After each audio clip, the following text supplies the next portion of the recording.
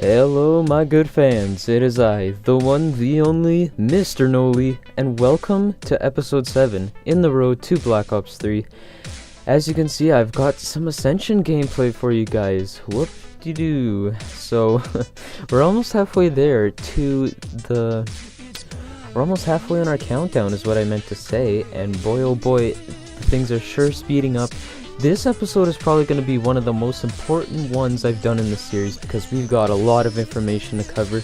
But before we get into the topics, I'd like to go through some Twitter questions. I thought it would be pretty fun to add a new segment into this series, so let's get started. Question 1. Why is Transit the best map ever? Because Murica. Question 2. What is the true order of the zombie maps? Ooh, hoo hoo hoo. Off the top of my head, and if I had 1 minute to say this and a gun was to my head, I would say Origins, Mob of the Dead, Nocturne Toten, Shinonuma. Oh wait, no, Nocturne Toten, Vera, Shinonuma, Darius, Kino. No. Oh, maybe 5 was before. I don't know when 5 takes place. I'm just gonna go in order. Kino 5, Ascension, Call of the Dead, Shangri-La. Moon and Nuketown Zombies happened at the same time. Then after it was Transit, Die Rise, and Buried. I think that's everything. Comment down below if I got anything incorrect. I'm not sure when 5 took place though. That could have happened at any time, really. Must have been when JFK was in office. When was that, like 1956? I'm Canadian, so I have no idea. But yeah, that, to my knowledge, that is the true order of the zombies maps. Let me know if I screwed up in the comments below. Favorite zombies character? Ooh, I'm gonna have to say Nikolai. He's Russian and I'm part Ukrainian, so we have a couple of similar interests. Yeah, and I understand some of the stuff he says in Russian, and it's pretty cool to have that link. He's got some really funny quotes as well. What do you like most about the game mode? If you're talking about zombies in general, whew, I'm honestly gonna have to say the replayability, just the value that it has, and the fact that you can replay it over and over and over again and still not get bored with it. It is so in-depth. You can also add challenges to that if you really had to, and I think the leaderboards really adds that replayability because, here, for example, when Mob of the Dead first came out, it was a race among my friends to see who could get the highest round.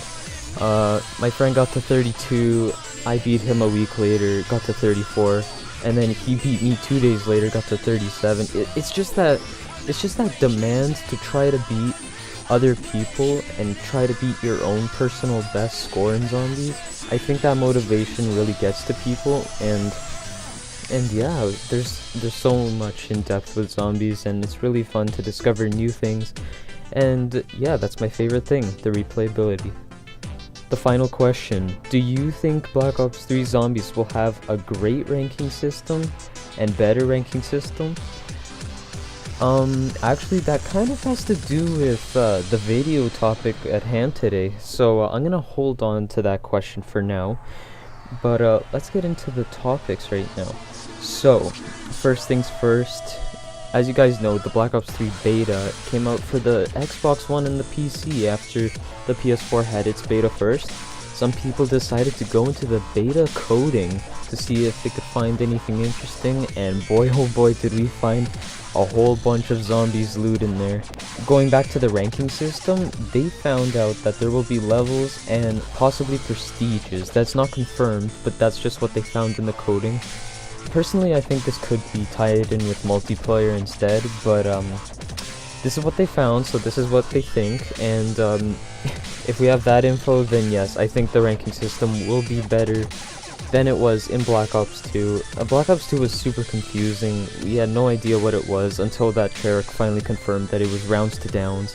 And yeah, I think that this system will be much better and get people motivated to play more. I mean, in multiplayer, I've kind of been on that grind to try to level up fast, and I played zombies like 20 times more than I play multiplayer, so that's going to be very cool to level up in that game. The next thing that they found was audio files. Oh my gosh, I got to listen to a few of these. I really wish I could upload them, but my video would probably be taken down if I did. You guys are gonna love the new music.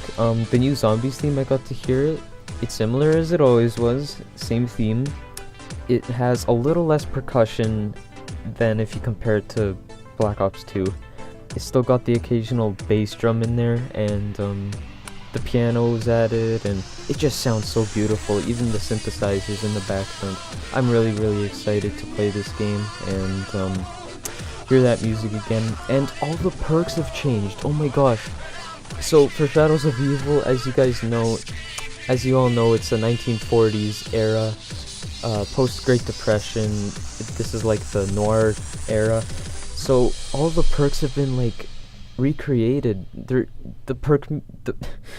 I'm stuttering because I'm so excited. The perk jingles have been turned into jazz songs. It's incredible. It sounds so good, just the jazz transition, and my favorite was probably the Speed Cola one. It's just really cool to hear it converted from a different genre to another. And the round starting music, it is jazz themed as well. Oh my gosh, I'm so excited to play Shadows of Evil. And the Darius round starting music, it's pretty similar to Origins, but it's got like a lady singing in the background as well.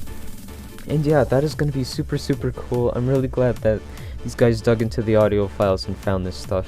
Next thing that the people found was that there were 9 perks in the codes, so I assume we're going to have about 7 original ones that we've already had previously, and maybe a new perk somewhere in there. Oh, actually, there will be a new perk. There was a jingle for Widow's Wine or something. A few people have made videos on that already. But yeah, Widow's Wine is coming to Black Ops 3. I have no idea what it does, but the jingle sounds pretty damn awesome. There was something in the coding called Beast Mode Melee Attack. I have no idea what that means. Takeo was holding a katana in the Giant trailer, so maybe we get to use that? I don't know. But also there were the elemental swords in Shadows of Evil, so that might have something to do with that. I'm not sure. There was also something that was campaign_zombies, something similar to that, and I don't know if we're gonna get a campaign mode or if that's just the script for the Easter eggs. It's really hard. And speaking of Easter eggs, apparently there has to be a continuation from Black Ops 2 where it checks to see if you completed the Easter eggs or not and what your progress is. So I think that's pretty dang cool that you get to continue your storyline where you left off and see where it goes from there in the new game. Now the final thing that we found in the coding was references to old maps. In the coding we found Transit, Prison, Buried, and Tomb. I'm gonna assume that that relates to Transit, Mob of the Dead, Buried, and Origins.